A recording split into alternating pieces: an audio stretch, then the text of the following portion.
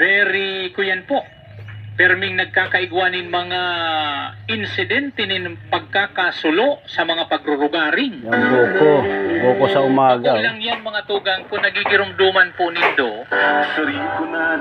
Uli sa kapabayaan man, nagkaigwa po baga kaitong pigaapod na forest fire. Sariwa. Diyan po sa Mount Iriga na nakadanyar ka na mahiwas na kadagaan Buko juice. apigurgulyong kabukidan.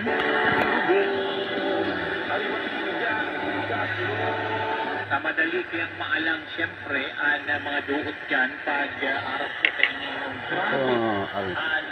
Yun naman natin. sa kuya pong namamatay. Alas 9:09 na po mga tugang yung pagkaaga.